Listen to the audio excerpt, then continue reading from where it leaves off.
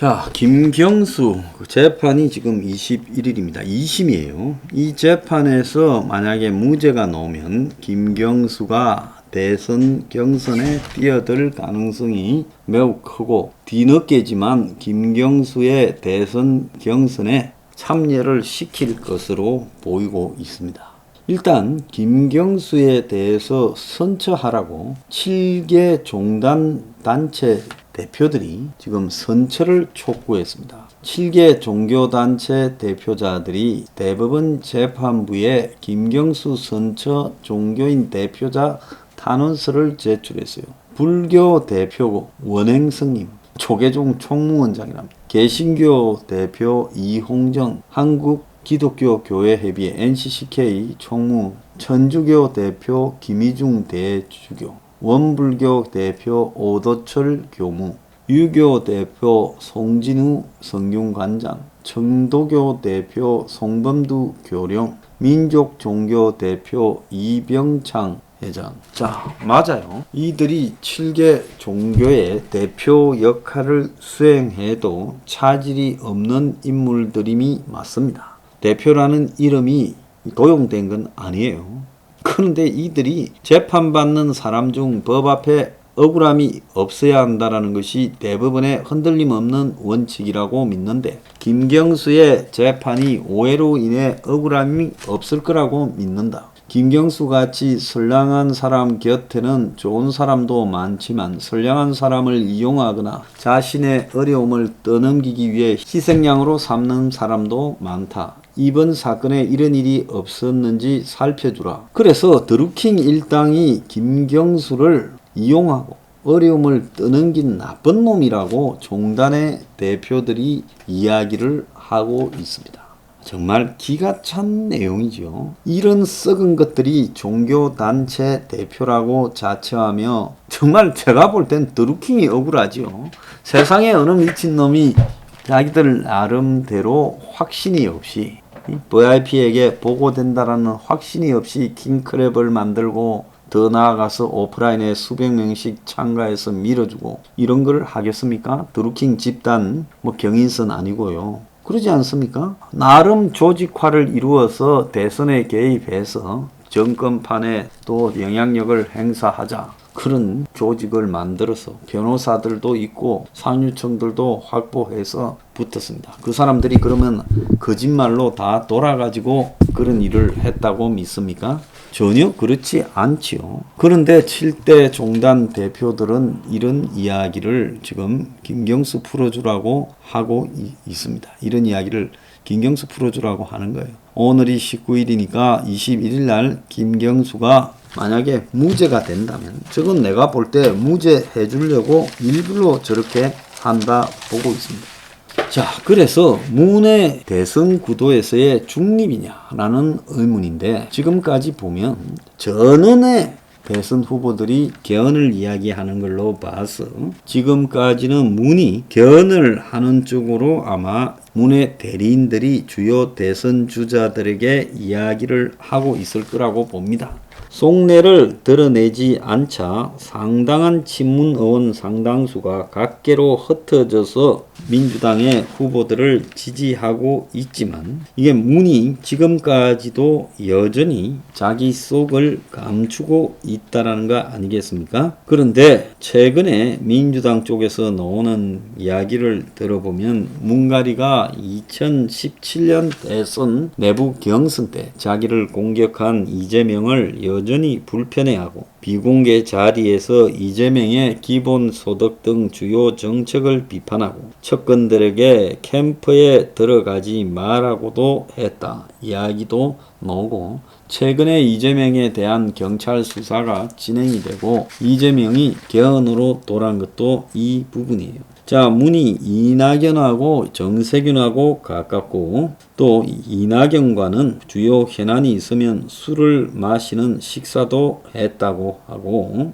이낙연이 지금 급격하게 이재명을 추격하고 있는 것도 지금 문의 신임이 바탕이 됐다는 겁니다. 자, 그런데 이제 친문 진영에서는 진짜 핵심들은 둘 다 친문 적자가 아니지 않느냐, 대통령 생각을 모르겠다, 요렇게 하고 있고 지금 지켜보고 있습니다. 결국 문의 생각은 복심인 김경수 그리고 밖에 나가 있는 대선 주자는 아니지만 윤건영이가 어떻게 움직이는 것을 보면 답이 나오지 않겠느냐. 20일 김경수 드루킹 관련 2심 판결 내용이 나오는데 김경수가 무죄가 나오면 민주당 경선판이 흔들리고 여권에서는 이미 김경수가 경선이 시작됐는데 후보가 되기는 쉽지 않다면서도 지금과는 다른 분위기가 나올 수 있다.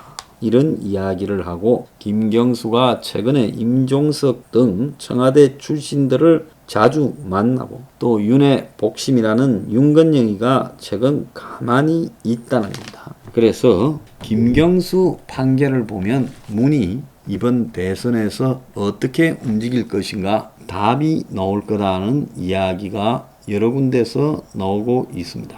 자, 김경수가 얼마 전에 장인상을 맞이했는데, 자, 김경수 이제 장인상에 대선 주자들이 많이 갔어요. 그래서 김경수가 만약에 무죄가 나오면 누구를 밀기보다 자기가 대선에 직접 참여하고 민주당에서 뒤늦은 경선 참여를 받아주고 이러면서 또 다른 대선판을 흔드는 작업을 할 거다.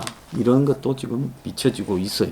그래서 문이 개헌을 원하는가 현 시점에서 아니면 대선판에 이 자신의 친문 핵심을 꼽으려고 하는가. 이것은 김경수의 지금 재판 결과와 대선 참여를 보면 답이 좀 나올 거다. 이런 생각도 듭니다. 김두관이 하는 이야기를 보면 페이스북에 김경수가 노무현의 마지막 비서관이고 문재인 정권 탄생의 주역이다. 그리고 잃었던 경남도지사직도 탈환했다. 그래서 김경수가 앞으로 돌아와가지고 정권을 재창출하고 지방선거에서 승리해야 된다. 이런 이야기까지 하고 있어요.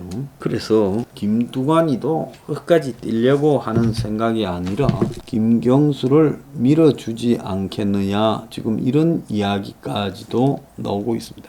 지금 오늘 아침에 한국사회연구소 여론조사에 보면 범진보에서 이재명 27.5, 이낙연 23.9, 얼추 24예요. 3.6% 차가 나고 있습니다.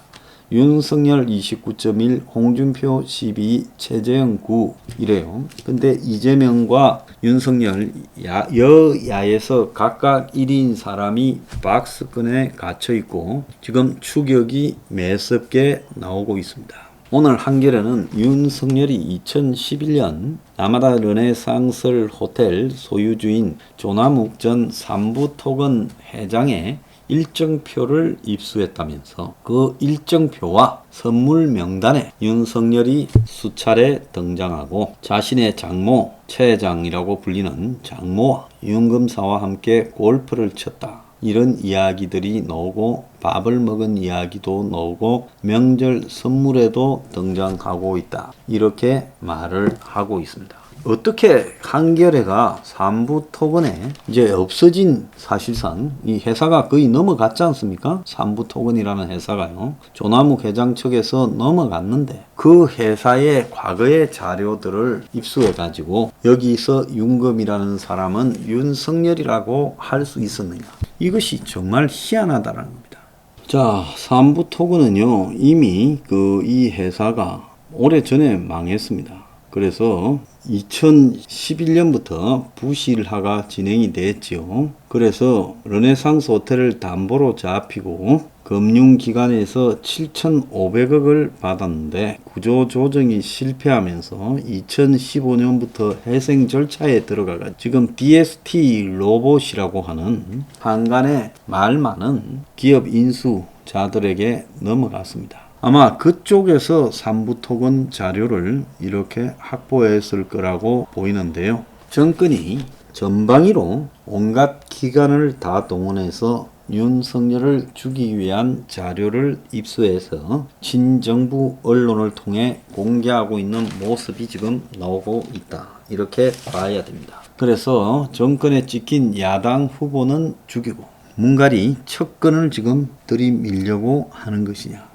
자, 이번 주 21일 되면 알게 되겠죠. 오늘 채정과 관련되어서 자녀에게 헐값으로 아파트를 임대했다 하는 이것도 지금 최재형 죽이기의 일환으로 터져 나왔다고 봅니다. 경향신문이 단독했어요. 오늘 한겨레는 윤석열을 맡고 경향신문은 최재형을 맡았는데 감사원장 취임한 후 서울 목동 소재 아파트를 자녀에게 시세보다 5억 이상 싼 가격으로 임대해줬다. 최재형 측은 월 100만원의 반전세를 줬다. 이렇게 말하고 있습니다. 최재형의 부인이 서울 목동의 아파트를 보증금 1억 2천에 임대했는데, 자, 그래서 이 아파트가 당시 시세로 2018년에 6억에서 8억, 현재 시세로 한 8억에서 10억 정도 하는데, 이 세입자가 자녀 최모 씨 부부인데 지난해 말까지 계약이 유지됐고, 그래서 현재는 내부 공사 중이라는 거예요. 그래서 최 원장 본인이 관사에 들어가며 살던 집을 시세보다 5, 6억 낮은 가격으로 자녀에게 내줬다.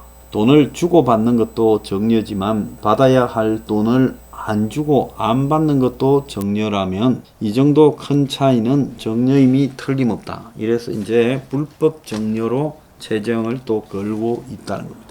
참 별 지저분한 짓거리를 다 하고 있습니다. 한국의 대다수 상류층 대부분이 자녀들에게 일찌감치 돈을 떼줘가지고 조금씩 또 집을 살 때 자녀가 마치 직장에 있는 자녀가 돈을 마련한 것처럼 해서 공동 지분으로 해서 다 상속 정려의 부분을 피해가고 있다는 것이 알려진 일인데, 자녀에게 임대를 줬는데 그 임대료가 낮다라고 하면서 불법 정려를 걸고 있습니다.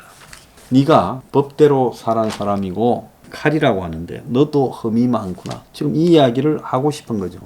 문 정권 참으로 좌파 매체를 동원해서 지저분하게 굴고 있습니다. 이것 또한 자신감에서 나왔겠죠. 저 꿍꿍이가 조만간에 무슨 생각을 하고 있는지 드러날 거라 봅니다.